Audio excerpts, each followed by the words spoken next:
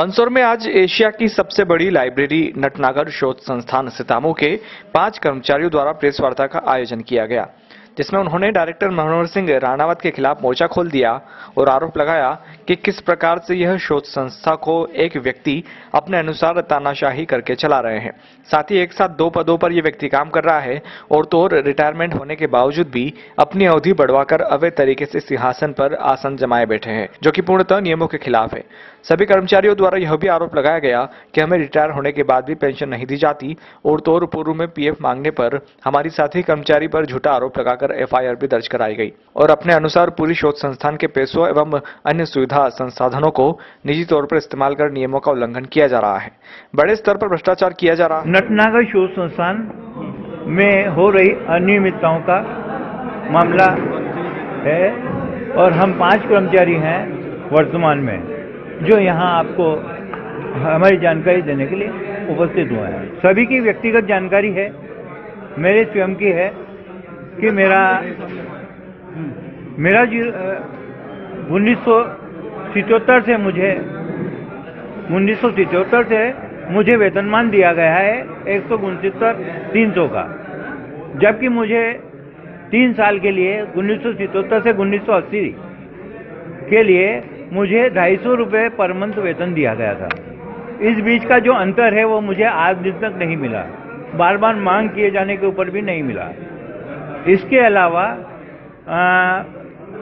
अंशदान की जो राशि है वो 12% कटती है, समय समय पर 8.5, 8.33, 10% और 12% जो हुई है उसमें मूल वेतन के ऊपर अंशदान काटा गया है, जबकि नियम है कि अंशदान महंगाई भत्ते के ऊपर भी काटा जाता है।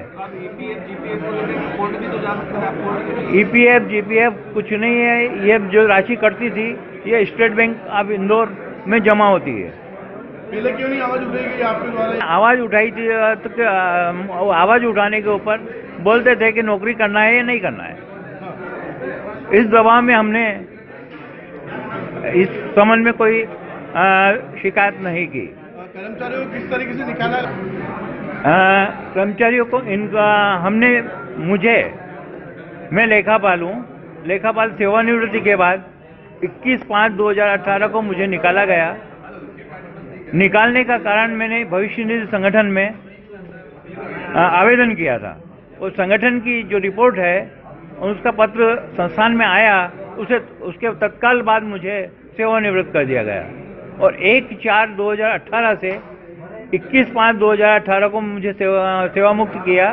तब तक का मुझे कोई वेतन नहीं दिया गया, कोई नोटिस नहीं, शोकाज नोटिस नहीं, डायरेक्ट मुझे पद मुक्त कर दिया है। उन्हीं के अनुसार चलती है, उनके देखरेख में ही चलती है। के अनुसार डॉक्टर मनोहर सिंह राणावत जो डायरेक्टर है यहाँ, उनके अनुसार।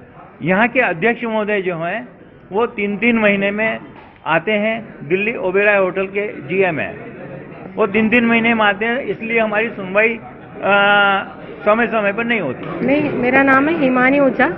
मैं लाइब्रेरियन के पद पे श्री नटनागर शोध संस्थान में कार्यरत थी सन 1993 से। और मैंने जब अपना पीएफ का हक मांगा, इन लोगों ने मेरा पीएफ खोला 2015 से। तो मैंने कहा कि मैं 93 से यहाँ हूँ, मेरा 1993 से पीएफ का खाता खुलवाइए आप। तो वो लोग मुझसे नाराज हो गए और मुझसे उन्होंने रिश्वत भी मांगी और प्लस उन्होंने किताबें दिल्ली भेजी थी, उस 25-30 किताबें रेयर बुक्स गजेटियर। उसकी शिकायत मैंने अध्यक्ष महोदय को कर दी, लिस्ट बना के दे दी और मुझसे गलत बिल बनवाने का दबाव बनाया गया सेमिनार के दौरान, वो शिकायत भी मैंने कर दी। तो 3 शिकायत मेरी चली गई, प्लस मैंने अपने पीएफ का हक मांग लिया।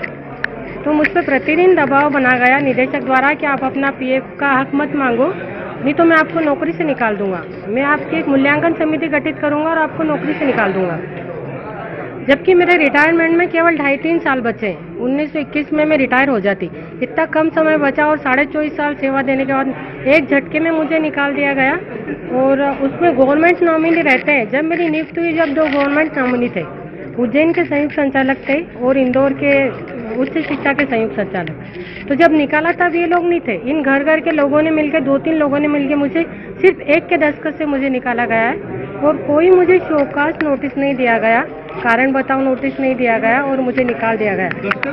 बड़ा सवाल ये है कि अगर ये कर्मचारी इतने सालों से परेशान थे तो इन्होंने आवाज उठाने में इतना समय क्यों लगा दिया। इन्हीं आरोपों के बीच जब हमने संस्था के डायरेक्टर मनोहर सिंह राणावत से फोन पर बात की तो उन्होंने इन आरोपों को झूठा और निराधार बताया।